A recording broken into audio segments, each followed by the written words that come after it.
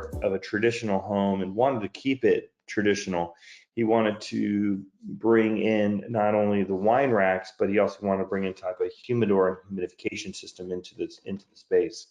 Under the staircase, you don't know what you're working with until you demo down the walls and you figure out how to structurally get that cellar so you can build the design that you're looking for. You want to be able to get a split system unit if you possibly can, and not be able to suffer through having a self-contained unit that's a little bit louder and a little bit noisier and a little bit distracted. With under the staircase, there's always surprises and things that you have to think about while building that under the staircase. And cooling is the most important because you have a staircase. Sometimes you can't put it over the door and you can't put it on the ground. You have to put it, somewhere that makes the most sense.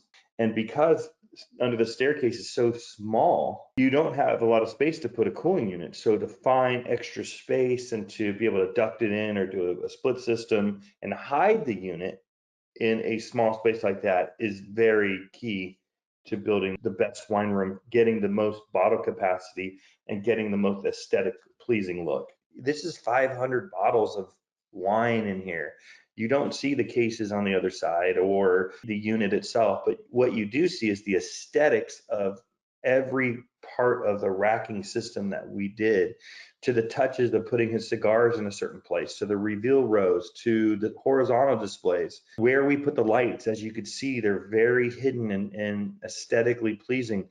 That's the goal. It's to be able to create that piece of art. And as you look at this picture here, it's exactly that. It's so gorgeous that, if you think outside the box and not just make it into just under the stairs and really create something amazing, this is what you get from it. Right now, the combination of both metal and wood is really popular. It's that you're keeping the wood aspect to keep it warm and yet having a little bit of metal in there to keep it a little contemporary. Although this looks like a very modern / traditional cellar, it's very modern in the traditional sense. We didn't have to add any type of metal into the space, and it still looks and feels the part of that, gorgeous cellar that we see today. It's absolutely gorgeous and it's a piece of art. But to me is that I need to ask them if they want it to be more modern or contemporary or traditional combination.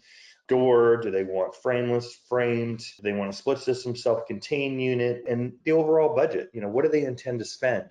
And with this day and age, people think that these cellars sometimes go for 20 grand. Our minimum is about $45,000 just to start a cellar. That's where it starts. There's a lot that goes into it, and people need to imagine that it is a bathroom that you're creating and then putting racks and cooling and lighting and everything else into it. So it's a big overhaul that takes a good 3 to 4 months to complete.